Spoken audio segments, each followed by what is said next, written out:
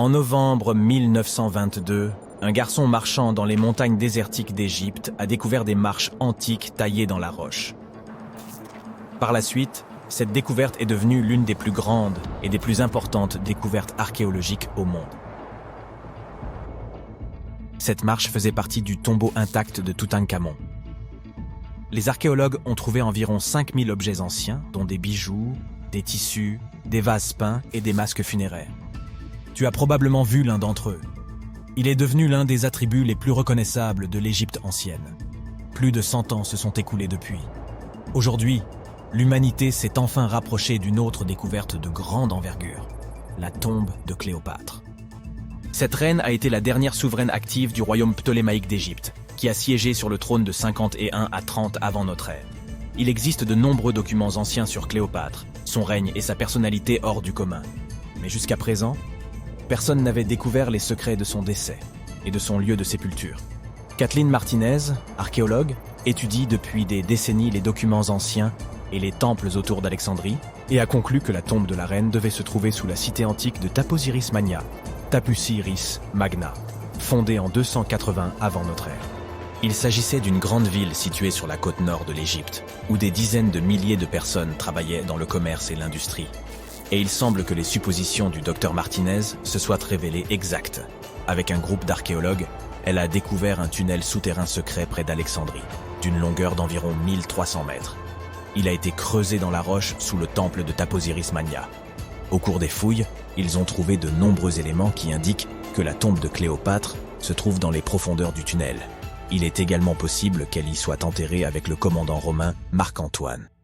Selon des documents anciens, Cléopâtre et Marc-Antoine s'aimaient et s'opposaient ensemble au Sénat romain, qui déclarait Antoine traître. Le fait que des catastrophes naturelles se soient produites sur le territoire de Taposiris Magna pendant des milliers d'années peut compliquer les fouilles.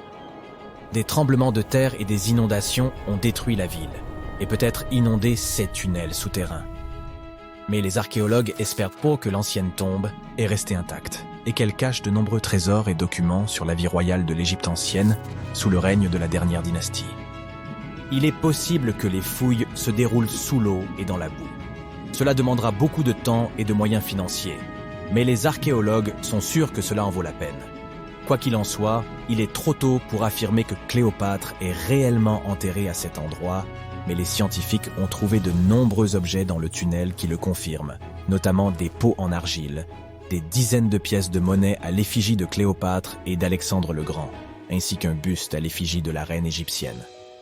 Cléopâtre reste l'une des personnalités les plus populaires d'Égypte, au même titre que Ramsès III et Toutankhamon. Elle a inspiré de nombreux films, peintures et livres. Mais qu'est-ce qui l'a rendue si populaire? Elle est devenue célèbre pour son inconstance.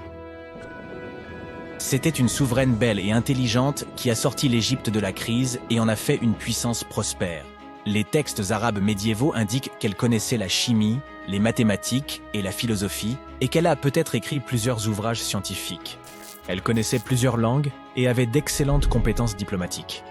Par ailleurs, de nombreuses légendes affirment qu'elle était une femme fatale, qui rendait beaucoup d'hommes fous. Cependant, rien ne prouve que sa beauté était incomparable. Hollywood a créé l'image d'un modèle éblouissant en tournant plusieurs films dans lesquels des actrices célèbres interprétaient le rôle de Cléopâtre. L'empereur romain Octave, fils adoptif de Jules César, a quant à lui créé l'image d'une séductrice insidieuse parce qu'il était son ennemi. Bien qu'elle soit née en Égypte, Cléopâtre n'était pas égyptienne.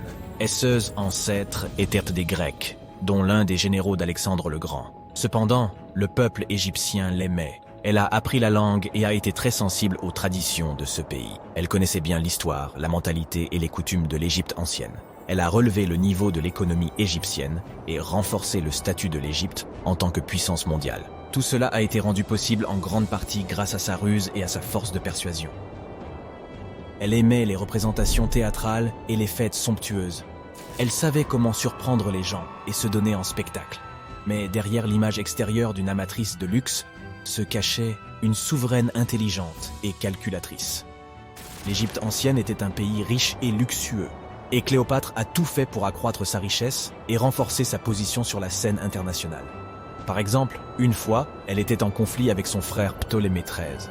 Sachant qu'elle ne pourra pas lui résister, la reine a décidé d'attirer Jules César à ses côtés. L'empereur romain est arrivé à Alexandrie, où Cléopâtre voulait le rencontrer. Mais Ptolémée a eu vent de ses projets et a voulu l'empêcher de se rendre auprès de César. Au lieu d'une arrivée riche et bruyante, Cléopâtre décide de passer inaperçue.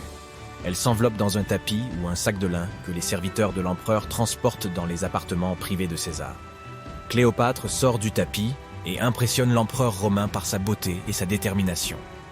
Ils tombent amoureux l'un de l'autre et deviennent de proches alliés. Quelque temps plus tard, elle impressionne un autre Romain influent à des fins diplomatiques. Elle se rend à la rencontre de Marc-Antoine sur une barge dorée aux voiles pourpres et aux rames d'argent.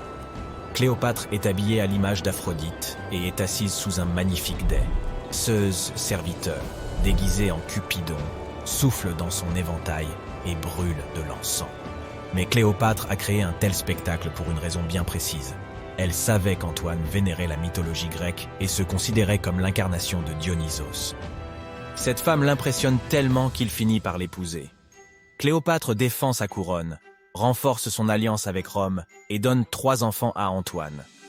En Égypte, ils organisent de grandes fêtes et jouissent de la richesse et du pouvoir. Cependant, la relation d'un haut fonctionnaire avec la reine égyptienne provoque un scandale à Rome. Comme Octave est le principal adversaire d'Antoine dans la lutte pour le pouvoir, il exploite la situation pour ternir la réputation de son concurrent. Il utilise la propagande pour faire de Cléopâtre une séductrice insidieuse aux yeux des citoyens romains. Il accuse Antoine d'avoir succombé à ses charmes. Le Sénat romain soutient Octave et déclare Cléopâtre ennemie. En 33 avant notre ère, ce conflit atteint son apogée lorsque la marine d'Antoine affronte la flotte d'Octave. Ce dernier l'emporte et oblige son ennemi à fuir en Égypte avec Cléopâtre. Selon certaines sources, il se serait réfugié près d'Alexandrie. Poursuivi par les Romains, il se cache dans l'un des palais de Cléopâtre et trouva la mort. Certaines légendes racontent que Cléopâtre était experte en poison. Elle aurait provoqué la morsure d'un serpent venimeux, une vipère ou un cobra égyptien.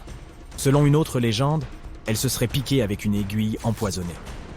Une théorie veut que Cléopâtre ait toujours transporté une ampoule de poison dans sa brosse à cheveux. Lorsqu'elle était coincée, elle imbibait l'aiguille de ce poison et se piquait. Rien de tout cela n'est certain. Les scientifiques tentent toujours de découvrir la vérité.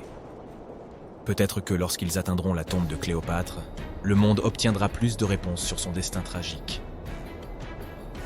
Elle est considérée comme la dernière souveraine d'Égypte. Après sa mort, Octave pille ses palais et ses temples et retourne à Rome, où il devient le principal empereur. Il gouverne le pays avec succès et en élargit les frontières. Son règne s'est achevé à l'âge de 75 ans. L'histoire du monde aurait été différente si Cléopâtre et Marc-Antoine n'avaient pas perdu cette bataille navale.